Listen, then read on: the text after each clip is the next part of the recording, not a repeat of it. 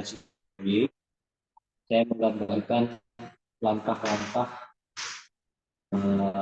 atau proses-proses akademik dalam mencapai pengetahuan atau memperoleh pengetahuan integratif. Sedikit saya review bahwa semua aktivitas akademik yang ingin atau berorientasi pada integrasi itu harus dilakukan dalam satu lingkaran kosmologi Islami atau pandangan dunia yang Islami. Kemudian setelah itu proses selanjutnya adalah disiplin ilmu bisa berdialog dengan Al-Quran dan Sunnah. Dan ini ciri khas Muhammadiyah sebagai gerakan yang merujuk Al-Quran dan Sunnah. Jadi tidak ada barrier antara scholar dengan Al-Quran dan Sunnah. Jadi bagi pandangan yang lain, interaksi dengan Al-Quran dan Sunnah itu harus dimediasi oleh mazhab. Nah, sementara bagi Muhammadiyah, bisa saja kita menggunakan agensi kita sebagai Muslim untuk berinteraksi langsung dengan Al-Quran dan Sunnah. Nah, hari ini yang akan saya jelaskan bagaimana kita menempatkan Al-Quran dan Sunnah sebagai sumber pengetahuan dan bagaimana pola bentuk-bentuk integrasinya. Tapi saya lanjutkan dulu review dari minggu lalu. Jadi setelah integrasi dengan Al-Quran dan Sunnah, proses selanjutnya adalah proses mengadopsi dan mengadaptasi dua hal sekaligus. Mengadopsi dan mengadaptasi warisan intelektual klasik yang disebut dengan TULOS, yang sudah materinya saya sampaikan minggu lalu. Dan yang kedua, proses adopsi dan adaptasi pengetahuan-pengetahuan modern. Gitu.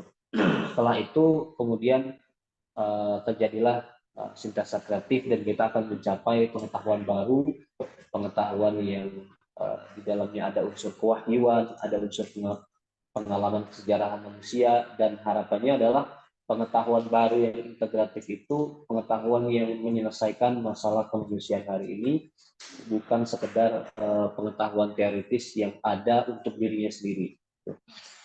Nah, sekarang saya akan menggambarkan proses dalam integrasi ilmu, yaitu satu disiplin ilmu apapun latar belakangnya itu berintegrasi terlebih dahulu dengan Al-Quran dan Sunnah.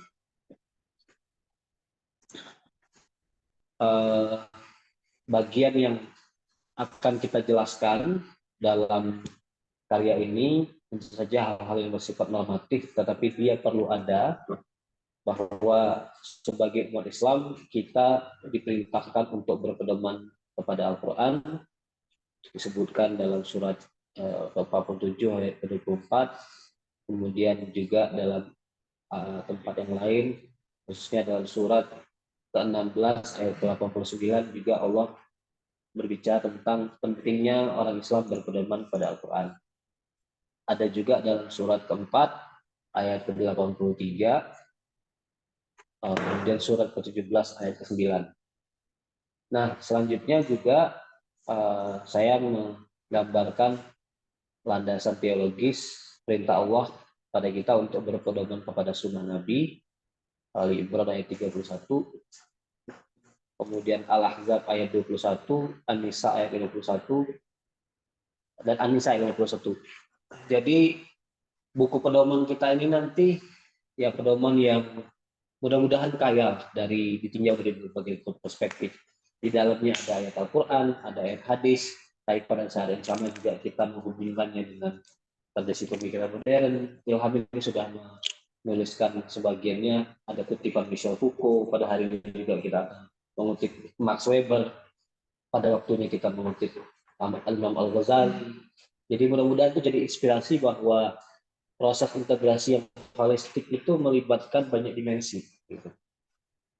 Nah, kemudian setelah bagian menjelaskan pentingnya berpedoman pada Al-Quran dan As-Sunnah, yang kedua, ini bagian yang lebih spesifik, menjelaskan Al-Quran dan Sunnah itu adalah pedoman hidup yang komprehensif.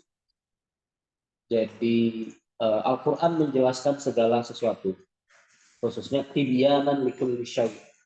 ini satu frasa atau bahkan satu kalimat yang setiap individu muslim harus yakin, harus sadar bahwa Al-Quran itu memberikan jawaban untuk semua hal.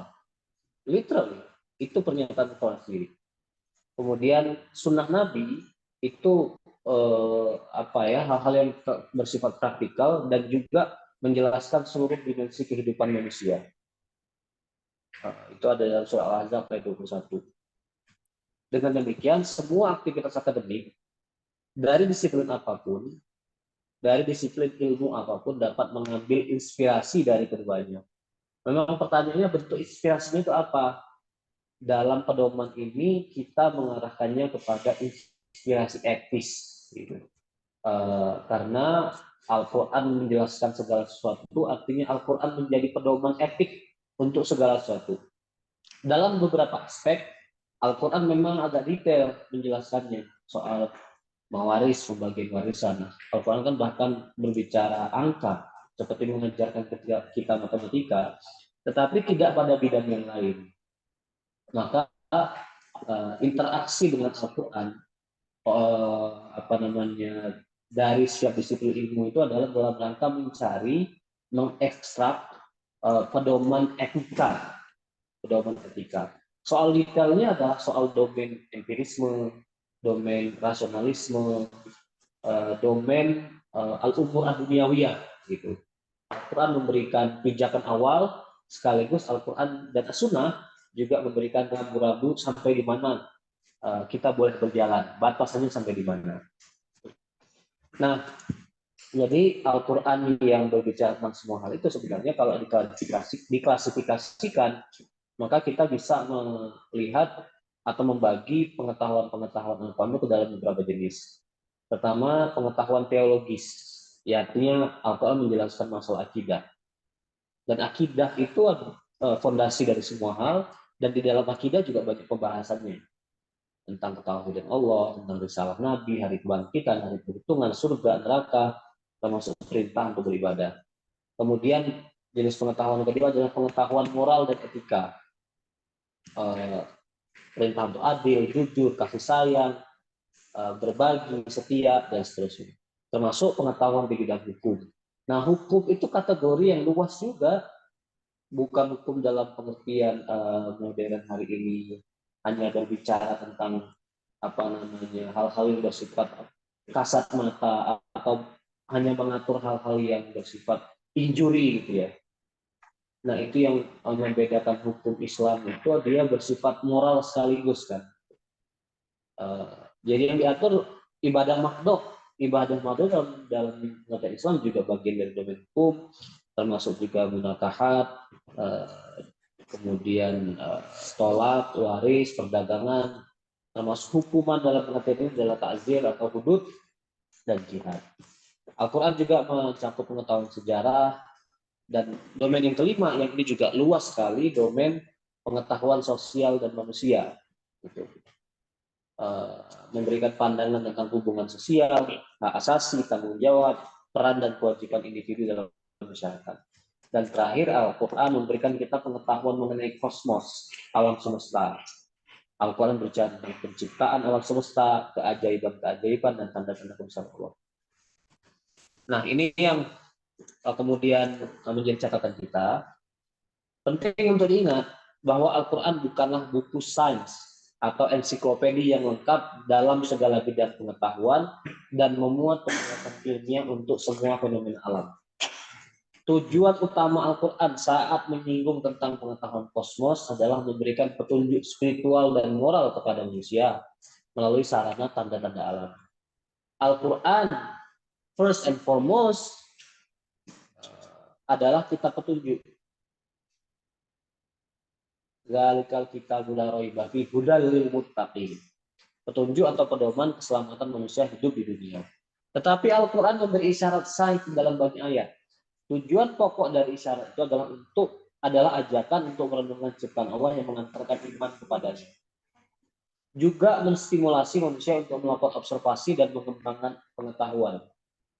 Itu. Sekalipun bukan kitab sains, Al-Quran tetap berperan sebagai pedoman etis bagi setiap aktivitas keilmuan manusia pada sebuah bidang ilmu, termasuk dalam bidang hard science. Nah, sekarang kategori kedua yaitu jenis-jenis pengetahuan dari sunnah. Yang pertama adalah pengetahuan keagamaan, artinya ibadah gitu ya, akidah dan ibadah sekaligus, iman, kemudian mengenai sholat, puasa, haji, dan tindakan ibadah lainnya. Kemudian akhlak, jenis pengetahuan kedua ada akhlak, yang ketiga fikih atau hukum, yang keempat hubungan sosial antar manusia, yang kelima kepemimpinan dan tata pemerintahan, dan yang keenam lain-lain.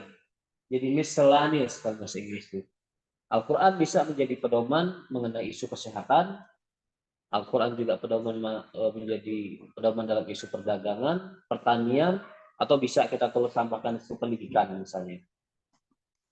Nah, ini yang saya kira menjadi poin pokok dalam bahasan mengenai ini, dan satu lagi setelah ini ada poin pokok lainnya. Peran Al-Quran dan As-Sunnah dalam proses integrasi pengetahuan. Ada 3 perannya. 1, keduanya adalah sumber utama untuk merumuskan Islamic worldview atau pandangan dunia Islam. Di awal tadi kan saya cerita bahwa sebelum kita memulai proses dan lain-lain, setiap aktivitas ilmu itu ada di boundary dalam lingkaran pandangan dunia Islami. Nah, pandangan dunia Islami itu sebenarnya bagaimana kita merumuskannya? Kan ada pandangan mengenai tauhid, pandangan percaya pada hari akhirat, memberi manfaat kepada manusia, ibadah. Ya, nilai-nilai pokok itu atau dalam bahasa Al-Qiyam al-Asasiyah itu diekstrak juga dari Al-Quran dan Sunnah sebenarnya. Yang kedua, memberikan panduan bagi aktivitas keseharian manusia secara umum, misalnya terkait dengan etika kejujuran, memberi manfaat, tidak merugikan orang lain. Yang ketiga, memberikan pedoman etis terkait dengan bidang spesifik ilmu yang kita tekuni. Kajian integrasi dengan demikian dapat dilakukan dengan mencari ayat-ayat atau hadis-hadis relevan yang menjadi pedoman etis topik yang kita kaji. Makanya di sini saya menolak sudut pandang atau cara pandang yang agak menstereotip orang lain ketika disiplin ilmunya kemudian dihubungkan dengan ayat Al-Quran. Nggak apa-apa. Al-Quran itu adalah pedoman etis. Gitu.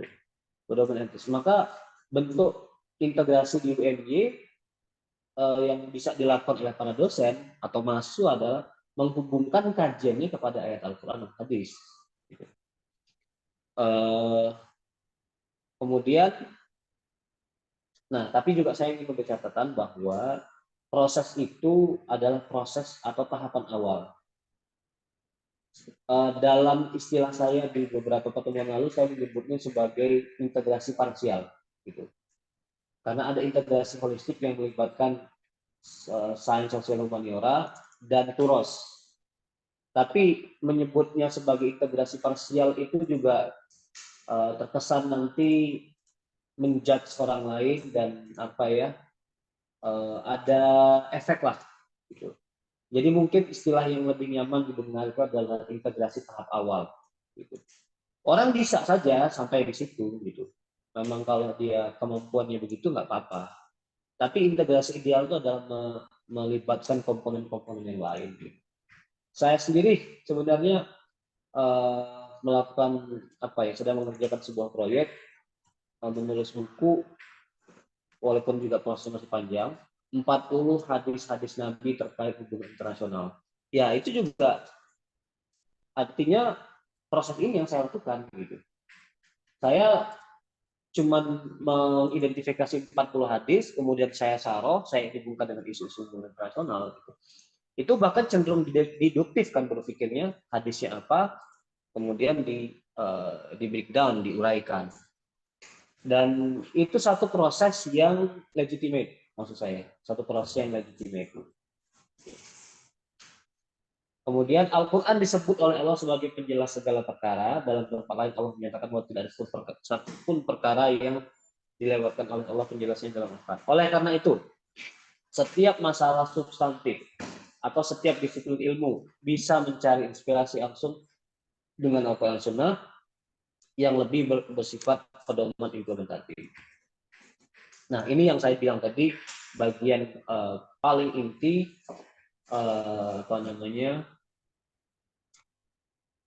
dari karya ini. Khususnya maksud saya bab ini. Jadi ada 3 bentuk pola integrasi dengan Al-Quran Sunnah.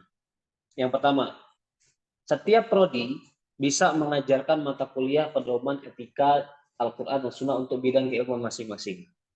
Dalam contoh saya tadi, saya sudah menulis buku 40 hadis untuk HI. Walaupun judulnya hadis, di dalamnya ketika mensyarah hadis itu, saya juga memasukkan ayat Al-Quran. Kenapa nggak 40 ayat Al-Quran terkait HI? Well, saya ingin menyambungkan tradisi ulama zaman dulu. Mereka menulis hadis, mengklasifikasikan hadis ke dalam 40. Atau menghitung menjadi 40. Hadis arba'in gitu ya. Imam An-Nawawi itu bukan satu-satunya. Setelah Imam Nawawi ada yang lain juga. Bahkan sampai hari ini, Imam Umar Sulaiman di Amerika itu juga menulis 40 hadis tentang isu-isu social justice misalnya. Dan tradisi itu berjalan terus. Dan saya nggak tahu kenapa 40. Nah, karena sudah 40, saya mau bikinnya 40 aja. Walaupun jumlahnya lebih 40, saya pilih 40 aja. Kenapa? Pakemnya 40. Tapi mencari 40 hadis bidang hak itu nggak gampang. Nggak gampang kecuali kita hadis-hadis general, tapi syarahnya kemudian dihubungkan dengan isu-isu kehakian. Gitu. Contoh yang lain, misalnya etika artificial intelligence menurut Al-Quran dan Sunnah. Emang saya legitimate kalau kita bikin mata kuliah kayak gini di bidang prodi teknik elektro. Etika komunikasi menurut Al-Quran dan Sunnah. Nah, ini nggak ada nih. Ilmu komunikasi UMY isinya film, desain grafis, sinetron, itu berita majalah. Cobalah kita frame dikit. Etika komunikasi menurut Al-Quran dan Sunnah. Wah, itu menarik sekali loh. Nabi itu, saya kan sekarang sedang mengisi pengajian rutin di masjid rumah saya, di depan rumah saya sudah 5 minggu. Saya menggunakan satu rujukan buku Imam Umar Sulaiman, judulnya Meeting Muhammad. Itu buku terbaru Imam Umar Sulaiman.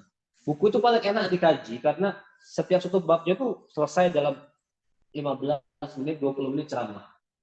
Ada bagian menjelaskan cara Nabi berkomunikasi dengan orang. Nabi itu kalau diajak orang salaman, Nabi itu nggak melepaskan tangannya sebelum yang ngajak salam itu melepaskan tangannya.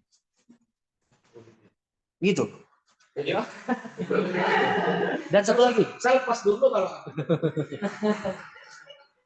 Nabi tidak pernah berbicara membelakangi orang atau berbicara dari samping. Nabi dipanggil, bukan hanya membalikkan kepalanya, Nabi membalikkan badannya untuk menunjukkan perhatian yang serius. Gitu. Nabi kalau ngomong pelan-pelan dan kalau ceramah kadang-kadang diulang-ulang. Itu etika komunikasi dalam as-sunnah. bukunya Ada judulnya Meeting Muhammad. Nanti kalau mau saya kirimkan ke grup Meeting Muhammad. Tadi pagi kan saya didatangin mertua saya. Nah, Rafiq, saya dong bukunya saya mau pakai mau jadikan bahan ceramah juga. Tapi masalahnya bahasa Inggris, Pak. oh, ya, akhirnya mundur juga dia. Oh, ya nggak bisa katanya. Oh, saya mau pakai. Bukan begitu. Sebelum maju ketemu Rani dulu. Wah, panjang prosesnya. Tadi malam saya menjelaskan ada hadis Nabi kalau Nabi pertama sholat sunat Nabi itu menangis dan nangisnya itu seperti suara air yang mendidih dalam ketel, dalam panci gitu ya. Saya bilang tadi saya karena jarang di dapur jadi saya nggak tahu bunyinya gimana. Nah, jadi bunyi kalau kita masak air mendidih itulah suara penggambaran sahabat Nabi yang menangis ketika membaca Al-Quran dalam sholat. Jadi suaranya itu berdengung dari dada.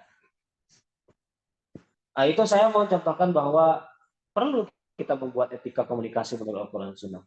Kemudian etika teknik sipil menurut Al-Quran Sunnah. Etika pertanian, etika kedokteran, etika perawatan, etika akuntansi, dan seterusnya. Jadi pola pertama adalah mengajarkan mata kuliah pedoman etika Al-Quran untuk bidang keilmuan masing-masing. Yang kedua, juga bisa dengan mengajarkan ilmu alat yang terkait dengan pemahaman Al-Quran Sunnah. Misalnya, usul fikih bidang fisipol, usul fikih bidang kedokteran. Kalau kedokteran biasanya makosnya sudah berapa? Oh, atau malah begitu. Ya. Usul fikih untuk bidang ekonomi, usul fikih untuk bidang hukum. Nah, ini yang ketiga, pola integrasi ketiga. Bentuk paling dasar dari integrasi dengan Al-Quran Sunnah adalah memasukkan pilihan ayat dan hadis yang relevan dengan disiplin yang tertulis dalam tulisan, buku ajar, riset, dan perkuliahan. Jadi itu tiga polanya.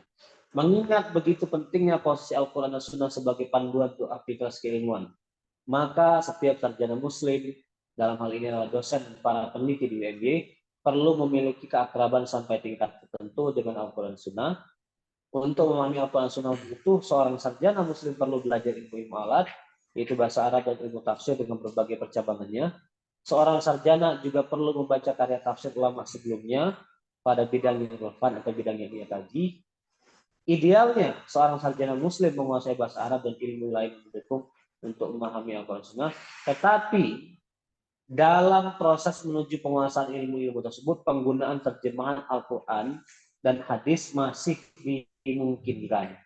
Oleh karena itu, identifikasi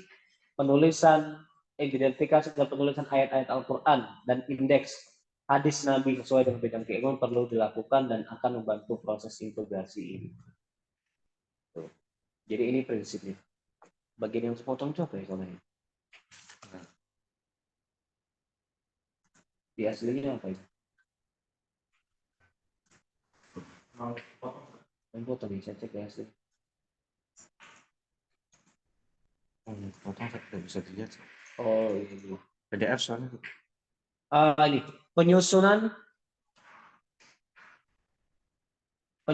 indeks ini perlu melibatkan ahli Al-Quran dalam pengertian penghafal dan mufassir, dan dosen perwakilan dari bidang studi yang menguasai bidang keilmuan atau permasalahan. Saya ulangi kirim yang ini aja deh, biar karena ini nanti akan dipakai Ilham ya.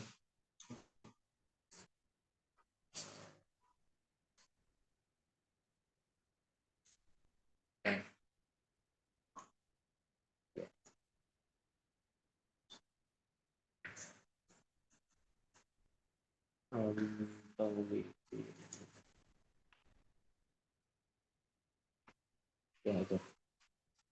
Pakai yang baru itu. Kemudian apa yang perlu diajarkan kepada mahasiswa terkait dengan Al-Quran dan Sunnah sebagai sumber pengetahuan? Tadi kan kalau mau berdiri mata kuliah etika Al-Quran, gitu kan? Satu bidang tertentu. Satu, jelaskan dulu tujuan utama atau maqasid Al-Quran dan Sunnah. Kedua, jelaskan konsep-konsep pokok Al-Quran dan Sunnah dalam Al-Quran dan Sunnah. Ketiga, jelaskan nilai-nilai umum terkait dengan etika keseharian dalam Al-Quran dan Sunnah. Keempat, nilai-nilai spesifik atau panduan praktis terkait dengan disiplin yang kita tekuni. Bukan ini. Ya itu benar. Nah, ini. next. Saya breakdown sedikit apa saja maqasid Al-Quran. Ada 4. Kemudian bagian selanjutnya apa saja konsep-konsep pokok Al-Quran. Apa saja nilai-nilai umum dalam Al-Quran. Keempat, nah ini yang saya maksudkan, nilai-nilai spesifik, artinya nilai-nilai khusus yang berasal dari Al-Quran dan Sunnah yang terkait dengan satu disiplin ilmu yang kita tekuni. Misalnya untuk bidang HI. Sebagaimana disebutkan oleh Abu Zahroh, nilai-nilai Al-Quran Sunnah yang relevan ada 10. Jadi Imam Muhammad Abu Zahroh menurut buku judul Al-Ilaqat Adawiyah fil Islam. Ada 10 nilai-nilai relevan dari Al-Quran Sunnah terkait dengan HI. Bisa aja di bidang pendidikan, rumuskan prinsip-prinsip etik dari Al-Quran Sunnah. Dalam bidang akuntansi, rumuskan itu. Nah, itulah tugas para dosen untuk merumuskannya. Atau kalau kemampuannya tidak sampai pada tahap mujtahid atau sampai pada tingkat ijtihad merumuskan nilai-nilai etika, ya gunakanlah bahan orang lain, minta orang lain yang menyusunnya. Gitu. Kemudian beberapa isu terkait dengan Al-Quran sebagai pengetahuan, sumber pengetahuan, isu tafsir ini agak kontroversial sekali, tafsir ini baina mu'ayyidihi wa naqidihi, antara orang yang mensupportnya dan menolaknya. Apa yang dimaksud dengan tafsir ini? Artinya menjelaskan Al-Quran dengan menguraikan dimensi saintifik dalam ayat-ayatnya. Berbeda dengan kecenderungan yang digambarkan sebelumnya, yang memahami Al-Quran sebagai sumber etika keilmuan untuk setiap disiplin ilmu, tafsir ini berangkat dari keinginan untuk menghubungkan fakta saintifik dengan ayat Al-Quran. Pendekatan pertama mulai dari disiplin ilmu, kemudian mencari pedoman teks Al-Quran. Pendekatan tafsir ini mulai dari pembacaan terhadap Al-Quran dan menghubungannya dengan fakta ilmiah atau saintifik. Bisa ya, terbayang ya, arusnya beda ya. Arus yang tadi saya sebutkan, arus berangkat dari disiplin ilmu, kemudian melihat ke atas pedoman etiknya apa. Arus yang ini adalah berangkat dari Al-Quran, kemudian apa nilai-nilai saintifik dalam ayat-ayat itu. Kalau bedanya dengan Nah, ijazah ilmi itu lebih kontroversial lagi. Dan itu yang ditolak oleh tokoh seperti Nidal Qasum. Bahkan Yusuf Qaradawi sendiri juga sebenarnya nggak begitu mensupport apa namanya ijazah ilmi. Artinya apa namanya mengklaim ayat Al-Quran sebagai mukjizatan dengan menghubungkannya kepada temuan-temuan kontemporer.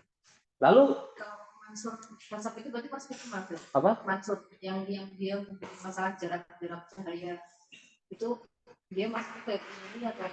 Well, saya nggak tahu detailnya, tapi begini, saya setuju dengan Yusuf Al-Qaradawi dan saya kira sejauh ini juga yang digunakan dalam tafsir At-Tanwir. Yusuf Al-Qaradawi itu memberi satu panduan. Pertama, kalau kita mau menggunakan sains dalam menafsir Al-Quran, gunakanlah sains yang disepakati sebagai sebuah hukum, bukan lagi sebagai suatu kerangka teori atau hipotesa yang akan terus mengalami perubahan dan diklasifikasi. Jadi ilmu kan berkembang terus ya. Apa yang diklaim sebagai satu teori ilmiah hari ini di bidang sains, nanti akan dikoreksi orang di kemudian hari. Nah, kata Yusuf Al-Qaradawi, kita nggak bisa menggunakan teori-teori yang masih pada tahap evolusi dan akan berakhir pada penolakan. Kita bisa menggunakan hakoik sabitah, suatu fenomena alam yang sudah disepakati secara qat'i oleh para ilmuwan, dan itulah yang kita gunakan untuk memahami ayat Al-Quran. Gitu. Kemudian juga kata Qaradawi, sains itu perannya adalah sains bisa digunakan dalam mendalami kandungan kata atau ayat dalam Al-Quran. Misalnya sains bisa membantu menjelaskan kenapa Allah menggunakan nyamuk perempuan dan semut perempuan dalam Al-Quran, surat Al-Baqarah dan An-Naml. Surat Al-Baqarah kan innallaha la yastahi ay yadriba mathalan ma ba'udatan. Itu nyamuk laki-laki perempuan. Kenapa? Nyamuk betina ya. Kenapa? Kenapa tahu dari mana itu nyamuk betina? Ada ta'mar buto. Nah, sains itu bisa berperan. Kenapa yang dipilih Al-Quran adalah ta'mar buto? Nyamuk perempuan. Kemudian namlah gitu ya. Dalam surat An-Naml ya. Saya juga bisa menjelaskan maksud dari Al-Quran bahwa gunung menjadi pasang bumi wal jibala autada. Saya bisa menjelaskan makna Allah menurunkan hujan dengan kadar. Saya juga bisa menjelaskan rahasia binatang onta yang disebutkan Allah dalam surah Al-Ghasyiyah. Jadi pada prinsipnya sains bisa digunakan untuk mendalami kandungan kata atau ayat dalam Al-Quran. Oke, itu untuk pada bagian ini. Silakan kalau mau ada masukan. Terutama masukan lah, kalau pertanyaan saya juga tidak praktikal gitu. Saya kalau masukan tolong diberi masukan, bagian ini ditambahkan ini, tambahkan ini. Intinya bahan ini adalah sesuatu yang nanti akan dipakai oleh Sivitas Akademika UMY dalam memahami Al-Quran sebagai sumber pengetahuan. Tapi kalau jika mau mengajukan pertanyaan silakan. Sepanjang saya bisa menjawab, bisa jawab. Silakan. Coba yang apa yang perlu dilakukan terhadap Al-Quran itu. Oke, coba kembali. Karena dua itu kalau nggak salah. Tafsir ilmu sama tafsir saya. Ini bukan itu. Yang kira-kira memungkinkan untuk dilakukan oleh Al-Quran. Ada saya baca apa yang saya semalam saya baca ya. Oh ini diajarkan. Tidak, apa yang perlu dilakukan ya ini sebenarnya tadi kan saya menyebut bahwa pola integrasi itu bisa dengan mengajarkan etika Al-Quran Sunnah. Nah, ketika mengajarkan etika Al-Quran Sunnah itu apa yang diajarkan? Kita jangan langsung menjelaskan poin keempat, nilai-nilai spesifik etis Al-Quran pada bidang kita. Misalnya etika kedokteran. Mulai dulu dari di frame dulu apa sih makosid Al-Quran, tujuan utama Al-Quran Sunnah itu apa. Kemudian apa central konsep-konsep pokok dalam Al-Quran itu apa. Nilai tauhid. Saya beberapa lalu mengajarkan tentang linguis education Al-Quran bahasa. Di pertemuan pertama saya biasa bicara terkait dengan apa itu Al-Quran, kemudian Al-Quran, maksud saya kira di situ istimewa Al-Quran itu masuklah termasuk fungsi dan apa namanya tujuan Al-Quran itu apa fungsi Al-Quran dalam kehidupan itu biasanya begitu tema-tema pokok. Baru setelah itu bicara tentang filsafat Islam dalam pengetahuan. Baru setelah itu nanti beberapa nilai yang digunakan untuk aspek bahasa dan education. Tapi banyak educationnya daripada bahasa karena saya lebih familiar ke education dibanding ke bahasa. Education itu termasuk metode pembelajaran kisah-kisah Nabi Musa itu masukkan. Tapi akan ada 17 dan satu mata kuliah sendiri. Apa nama mata kuliahnya? Language and Education in Quran. Menurut saya, nanti mungkin perlu nggak di sini disebutkan mungkin solusi yang bisa digunakan untuk pembelajaran yang mata kuliah tertentu terkait dengan Al-Quran. Maksudnya solusi gimana? Ya misalnya kayak tadi kalau di bahasa Inggris, saya sekarang yang aku yang ngajar siapa? Itu karena itu belum ditetapkan, itu tergantung dosennya yang ngajar. Kira-kira apa misal kalau di bahasa Inggris ada Language and Education in Quran, satu mata kuliah gitu yang itu juga bernilai tentang integrasi. Nanti kemudian yang di prodi lain kita kasih usul mungkin apa? Ya itu mungkin ada semacam dalam konteks ini ada semacam apa namanya hal yang bisa dilakukan. Saya itu kira-kira. Ya, jadi nanti di pedoman implementatifnya yang juga belum kita susun, kita lihat kemungkinan bisa membuat satu usulan yang lebih konkret misalnya. Mungkin nggak itu berdiri sebagai mata kuliah apa. Tapi pada tahap ini saya berpikir kita mungkin bisa memberikan alternatif dulu karena mereka lah yang akan melihat bentuk keseluruhan kurikulumnya dan mereka akan melihat di mana peluang kita bisa melakukan integrasi. Jadi artinya dorongan kita itu dorongan umum, tidak spesifik karena takutnya kalau spesifik ya kita nggak tahu peta di dalam dan itu wilayah mereka. Jadi begitu. Kayak kasus di pertanian sebenarnya. Kasus pertanian itu kan ke mata kuliah beberapa. Saya lihat ininya AB. Nomor 1 sampai 3 itu memang AB. Yang langsung ke nomor 4. Nah, termasuk KI. Tapi kalau mata kuliah Al-Quran yang ketiga terlalu banyak di dimensi 1, 2, 3-nya, yang 4-nya AB. Oh gitu ya. Banyak Al-Quran itu bahkan munasabah ayat itu dapat. Saya bilang ngapain baca munasabah ayat kayak mau ahli tafsir aja nanya. Udah cuma 2 jam, 2 SKS kan mata kuliah. Aika yang Al-Quran itu.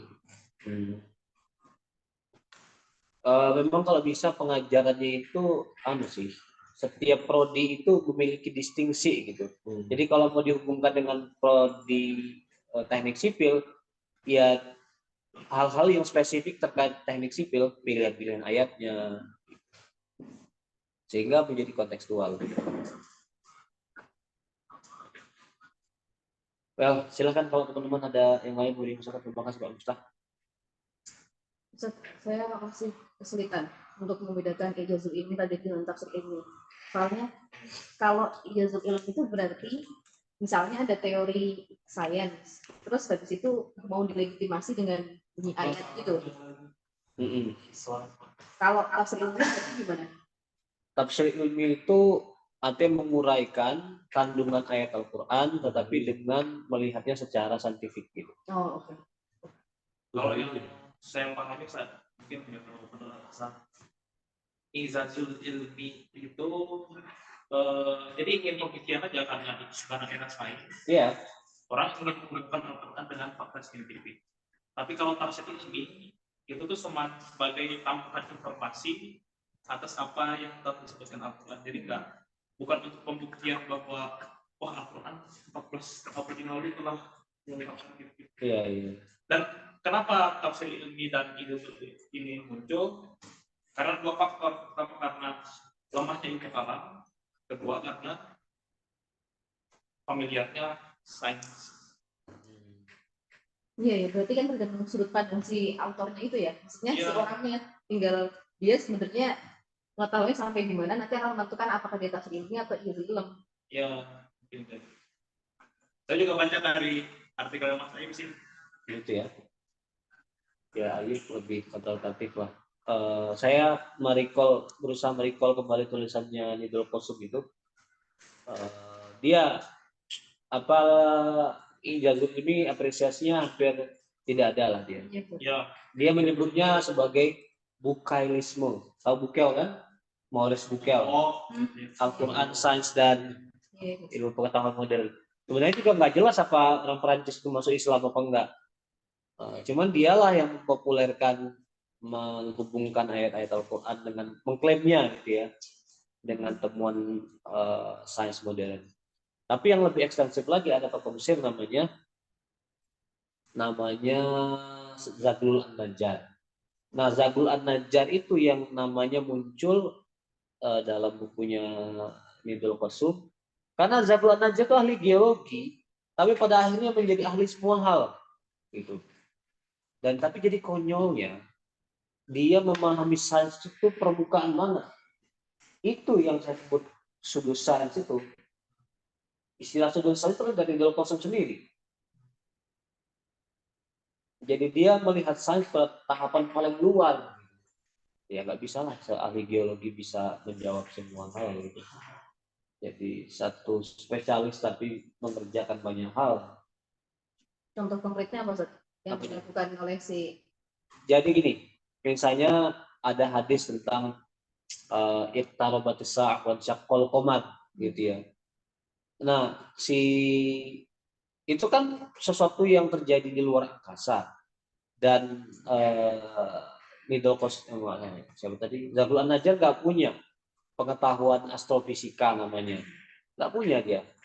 Nah, tapi ya menulis tentang itu gitu. Padahal dia juga cuma mengutip informasi-informasi yang tidak bisa dipertanggungjawabkan juga gitu. Sama kayak zaman sekarang orang-orang yang punya afiliasi politik, semua berita tentang Anies Yassin semua gitu.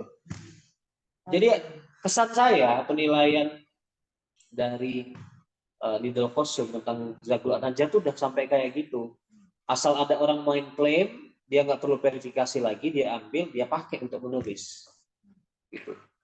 Nah, Nidul Qosum memang sedikit mengelaborasi peristiwa keretakan di bulan itu. Saya lupa tapi isinya apa, elaborasinya apa. Baca aja itu. Dan dia lebih substantif bicara sains. Karena dia saintis beneran, itu punya karya-karya ilmiah. Nah ini loh yang jangan lupa. Kita juga perlu mungkin menekankan ini. Ada orang yang komitmennya tinggi sekali dalam agama. Dan dia bahkan cenderung ingin menjadi ahli agama itu sendiri, ahli tafsir gitu. Dia lupa bahwa sebagai saintis pekerjaannya adalah riset dan menjadi expert pada bidang itu. Gitu. Nah itu yang dilupakan oleh Zatul An-Najjar, buatlah riset tentang geologi gitu. Paham Al-Quran nggak apa-apa, tapi mengerjakan semua hal sebagai seorang ilmuwan ya itu yang doesn't make sense gitu. Zatul An-Najjar, Nidal Qasum, dia ahli astrofisika, dan yang dia tulis ada riset-riset ilmiah dia tentang astrofisika. Di luar itu dia bicara tentang ini loh, memahami Al-Quran secara umum. Dia nggak mungkin keluar masuk ke bidang lain yang dia nggak tahu, biologi misalnya, atau teknik elektro misalnya. Just too broad. By the way, saya itu berapa kali bilang, gimana bukunya itu perlu dibelikan teman-teman. Udah ada komunikasi belum? Apa belum balik? Saya kan bilang bukunya Nidal Qasum tentang sains Quran itu dibelikan teman-teman, dicetak. Itu di mana coba? Di Shopee ada. Coba dicek belinya. Terjemahannya ada itu. Ada di Shopee ada. Ada. Coba dari Shopee. Tapi kalau Shopee aku ya, Shopee kayaknya buku bajakan Iya, Ustaz. Harganya sekitar 45 ribuan. di Shopee ya. Kalian asli berapa? Iya, kan? Tapi saya kemarin ada 100 tetap ada yang buka apa baca ada. Iya, Kemahalan. Maka saya salah pilih. harganya kan kurang tepat bagi Bukan, saya pilih yang dekat. Jogja. Kalau yang asli ada tulisannya original. Hah? Kalau yang asli ada tulisannya buku original. Original rasa Indonesia itu susah.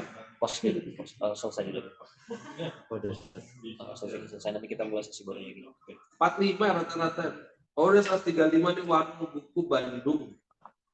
Das. Satu. Iya. Tapi kalau yang